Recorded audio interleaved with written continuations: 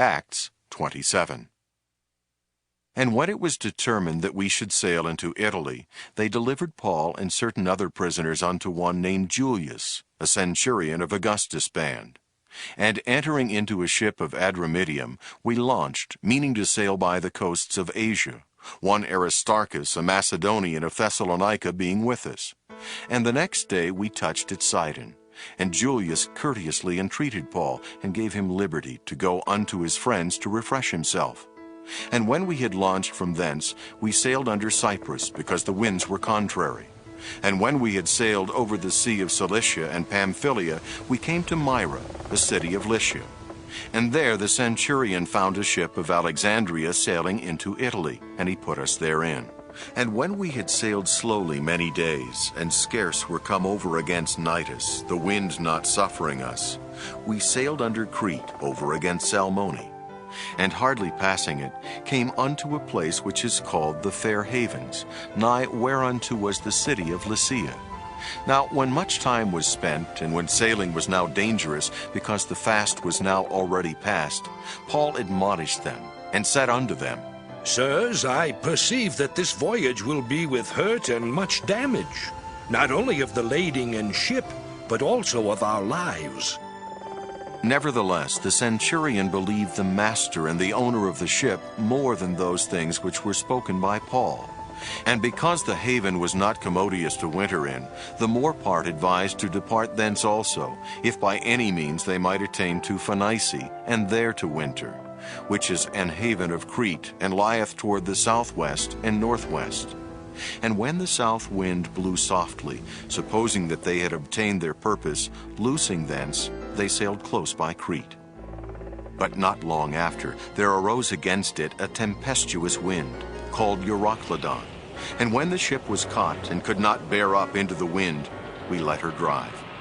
And running under a certain island, which is called Clauda, we had much work to come by the boat, which, when they had taken up, they used helps, undergirding the ship, and fearing lest they should fall into the quicksands, strake sail, and so were driven. And we being exceedingly tossed with a tempest, the next day they lightened the ship, and the third day we cast out with our own hands the tackling of the ship. And when neither sun nor stars in many days appeared, and no small tempest lay on us, all hope that we should be saved was then taken away. But after long abstinence, Paul stood forth in the midst of them and said, Sirs, ye should have hearkened unto me, and not have loosed from Crete, and to have gained this harm and loss. And now I exhort you to be of good cheer, for there shall be no loss of any man's life among you, but of the ship.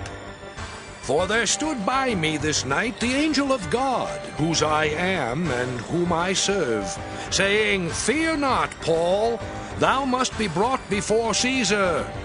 And lo, God hath given thee all them that sail with thee. Wherefore, sirs, be of good cheer, for I believe God that it shall be even as it was told me, howbeit we must be cast upon a certain island. But when the 14th night was come, as we were driven up and down in Adria, about midnight the shipmen deemed that they drew near to some country, and sounded, and found it 20 fathoms. And when they had gone a little further, they sounded again, and found it 15 fathoms. Then, fearing lest we should have fallen upon rocks, they cast 4 anchors out of the stern, and wished for the day.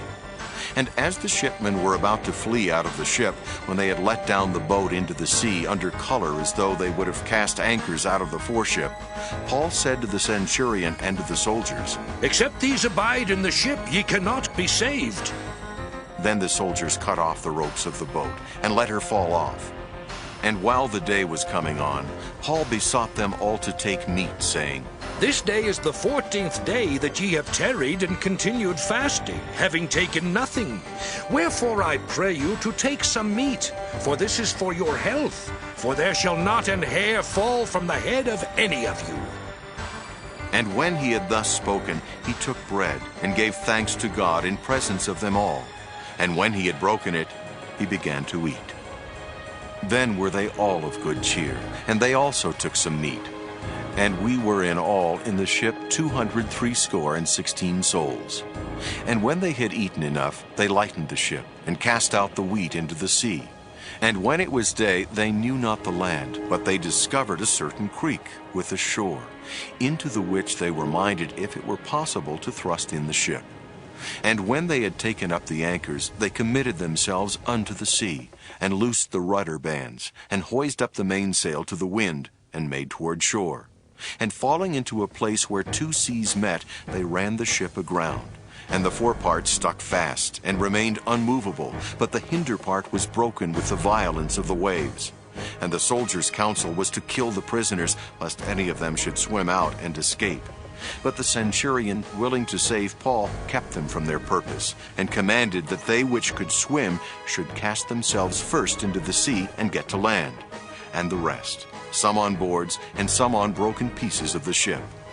And so it came to pass that they escaped all, safe to land.